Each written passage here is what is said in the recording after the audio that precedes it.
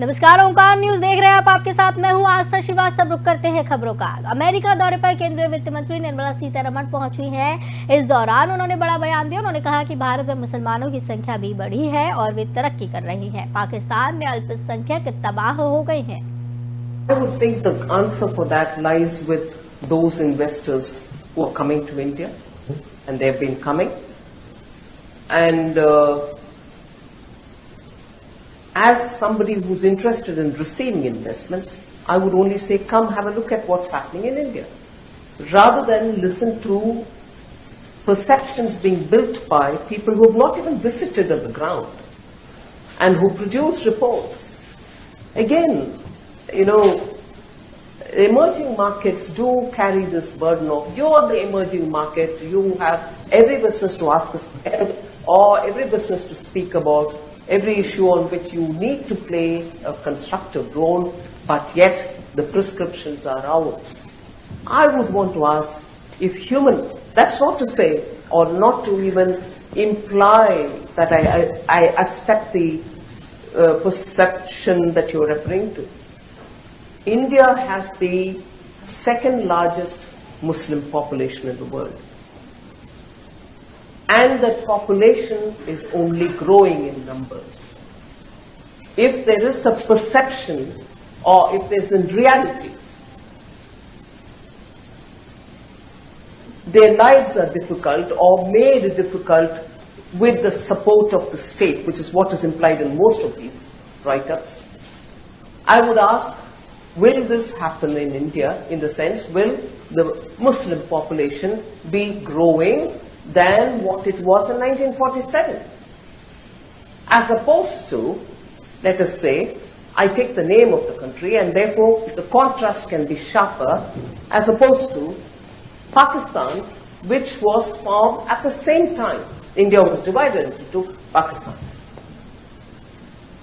Pakistan declared itself an Islamic country, but however is said, minorities will be protected. Every minority has been dwindling in its number, or if I may use the word which is harsher, decimated in Pakistan. Even some of the Muslim sects have also been decimated. Violence prevails against Muhajirs, Shia, and every other group you can name, which is not accepted by the mainstream, I don't know, Sunnis probably. Whereas in India, you would find every strand of Muslim doing their business, their children getting educated, fellowships are being given by the government. वित्त मंत्री Nirmala Sitharaman America दौरे पर है। यहाँ Washington DC में अमेरिकी think tank Peterson Institute for International Economics के कार्यक्रम में उन्होंने चर्चा की है। इस दौरान उन्होंने कहा है कि भारत की ग्रोथ यात्रा सही रास्ते पर है और टिकाऊ ग्रोथ के जरिए नागरिकों का जीवन आसान बनाया जा रहा है। निर्मला सीतारमण ने कहा कि PLI स्कीम्स के भारत की मोबाइल मैन्युफैक्चरिंग निर्माण क्षमता को बढ़ाने में मदद मिली है।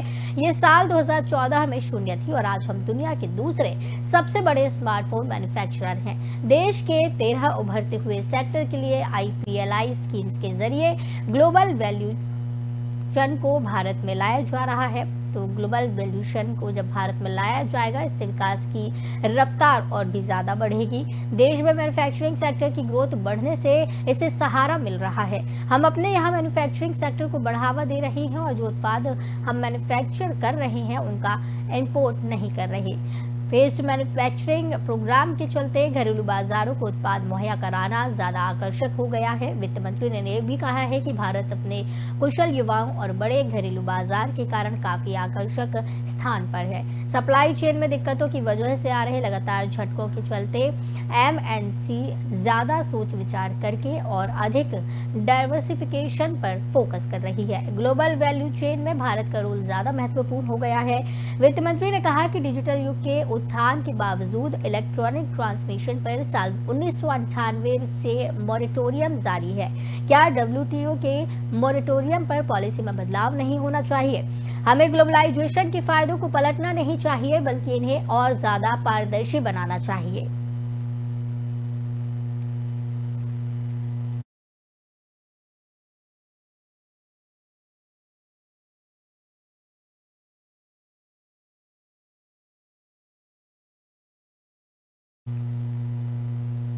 तमिलनाडु में आरएसएस पथ संचलन मार्च निकल सकेगा। सुप्रीम कोर्ट ने मद्रास हाईकोर्ट का आदेश बरकरार रखा है और राज्य सरकार की याचिका खारिज कर दी है।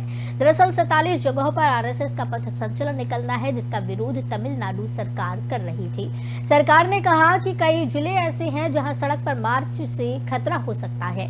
राज्य सरकार सीमित जगहों पर अनुमति देना चाहती थी, लेकिन सड़क पर नहीं, बंद परिसर में। आरएसएस ने इसे शांतिपूर्वक जमा होने के मौलिक अधिकार का हनन बताया है। तो आपको बता दें कि आरएसएस के मार्च के खिलाफ सुप्रीम कोर्ट में तमिलनाडु सरकार ने याचिका दायर करवाई थी और तमिलनाडु सरकार को एक बड़ा झटका लग गया है। आरएसएस के मार्च के खिलाफ याचिका खारिज कर दी है सुप्रीम कोर्ट ने। इससे पहले मद्रास हाई कोर्ट ने जब इस पर सुनवाई की थी तो उन्होंने भी पथ संचलन निकालने की मंजूरी दे दी थी और उसी आदेश को सुप्रीम कोर्ट ने बरकरार रखा है।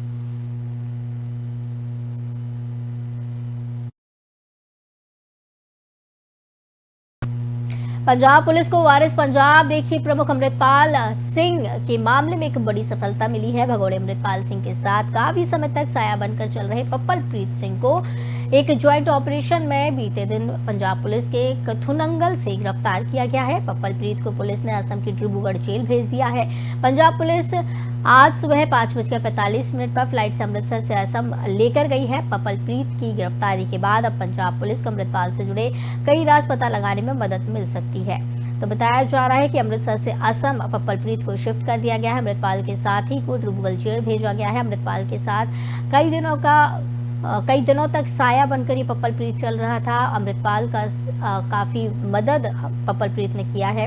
काफी मदद अमृतपाल की करने के बाद आखिरकार बीते दिन जो है पंजाब पुलिस ने पप्पल प्रीत को गिरफ्तार किया है। उसकी गिरफ्तार होने के बाद काफी खुलासे इस मामले में हो सकते हैं और साथ ही बताया जा रहा है कि अमृतपाल के मामले में कहाँ है या फिर किस तरीके से वो अपने आप को छुपाने की कोशिश कर रहा है। तमाम ऐसी चीज़ें हैं, तमाम जिस तरीके से सवाल खड़े होते हैं उस मामले में भी कई राज सामने आ सकते हैं।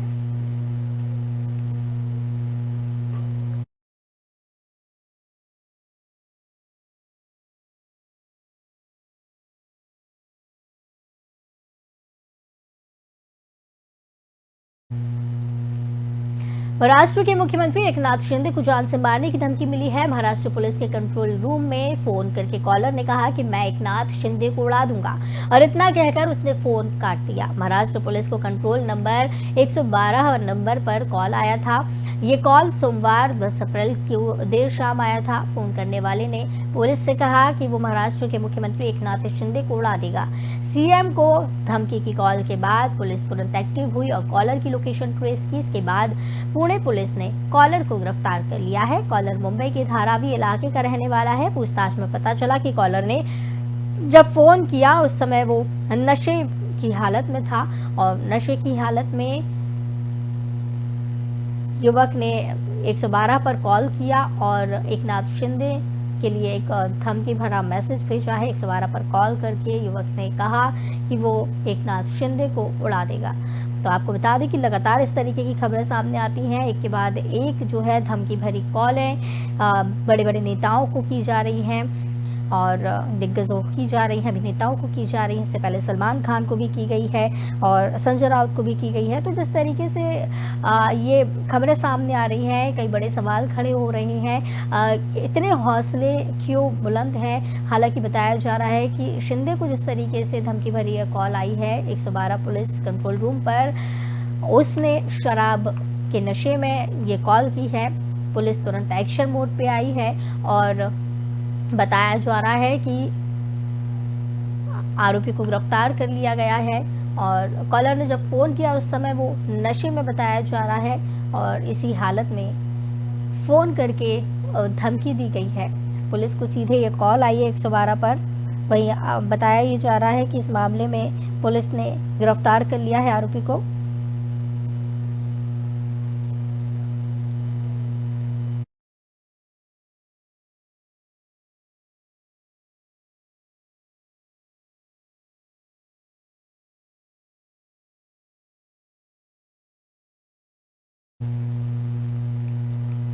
असम के नलबाड़ी जिले में भीषण आग लग जाने से इलाके में हड़कंप मच गया। देर रात हुई इस घटना में काफी नुकसान हुआ। फिलहाल आग पर काबू पा लिया गया है।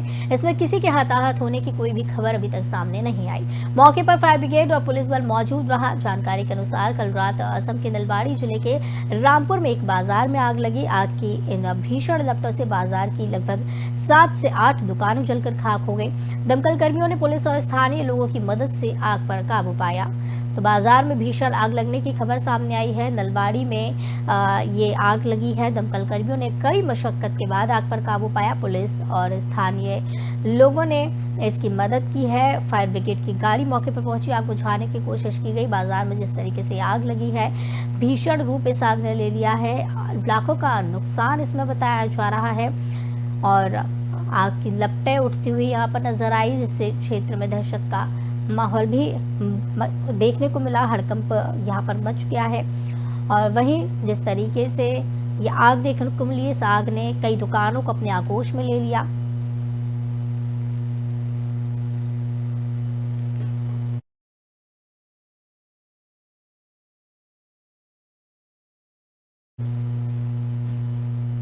रूस और यूक्रेन के बीच चल रहे जंग के बीच अब एक और खतरा मंडरा रहा है। रूस के कामचाटका प्रायद्वीप में शिवलुच ज्वालामुखी के फटने से राख का ढेर लगभग 10 किलोमीटर की ऊंचाई तक नजर आया।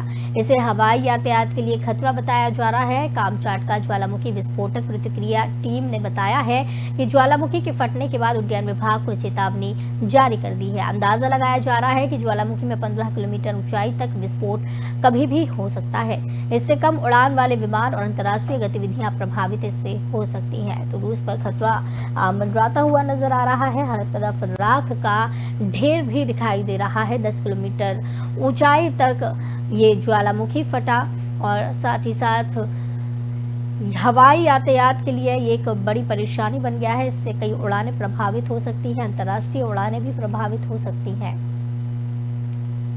तो वहीं आपको बता दें कि रूस और यूक्रेन के बीच में जिस तरीके से जंग देखने को मिल रही है, इसी बीच में एक रूस के लिए खतरा सामने आ गया है। ज्वालामुखी यहाँ फटा है, जिसकी वजह से चारों तरफ आग की राख दिखाई दे रही है और 10 किलोमीटर तक ये आग राख दिखाई दी है, जिसकी वजह से अंतर्राष्ट्रीय फ्लाइट्स रद्द की जा सकती हैं और कई फ्लाइट्स इस दौरान प्रभावित हो सकती हैं।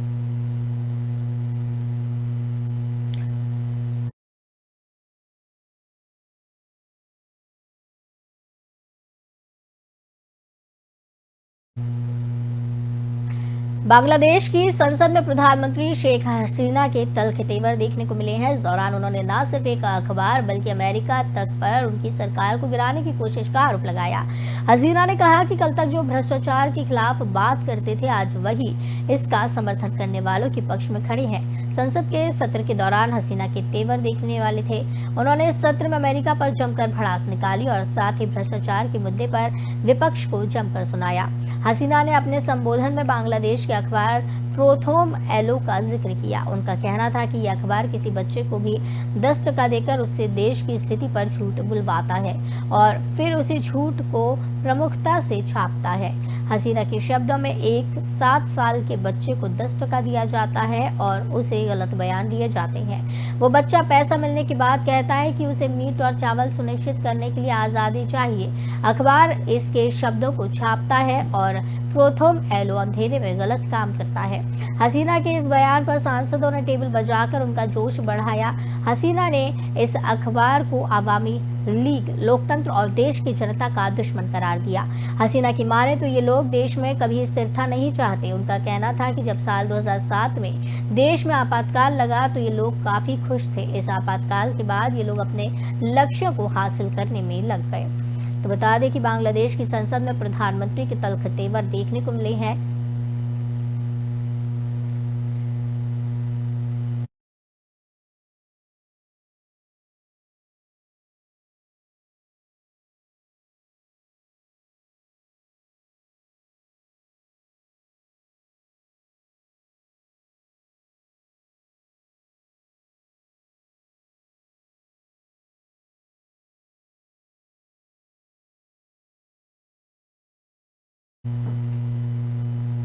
देश में एक बार फिर से कोविड-19 संक्रमण के मामले बढ़ने लगे हैं। दिल्ली, राजस्थान, हिमाचल जैसे कई राज्यों में जहां एक महीने पहले तक कोरोना महामारी के मामले शून्य पर पहुंच चुके थे, वहां भी संक्रमण के लिए नए मामले चिंता बढ़ाने लगे हैं। हालांकि सोमवार की तुलना में मंगलवार को कम केस दर्ज हुए। स्वास्थ्य मंत्रालय की तरफ से मंगलवार को जारी आंकड़ों के मुताबिक भारत में बीते 24 घंटों के दौरान कोविड-19 संक्रमण के 5,676 नए केस सामने आए, जबकि सोमवार को ये संख्या 5,880 थी।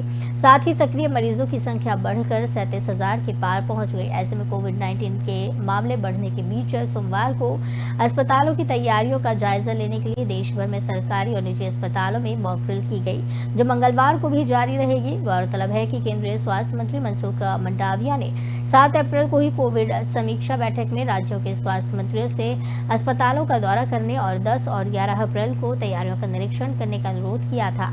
आंकड़ों के अनुसार सक्रिय मरीजों की संख्या बढ़कर 37,093 हो गई और अब 44,200 से ज्यादा ठीक हो चुकी हैं, जिससे रिकवरी दर बढ़कर 98.73% हो गई। इस बीच देश में लगभग 24 घंटे में 21 मौतें हुई, जिससे मरने वालों की संख्या बढ़ रही है। वहीं मृत्यु दर 1.19% दर्ज हुई। मंत्रालय की वेबसाइट के अनुसार राष्ट्रव्यापी टीकाकरण अभियान के तहत अब तक कोरोना वैक्सीन कई करोड़ खुराक दी जा चुकी हैं।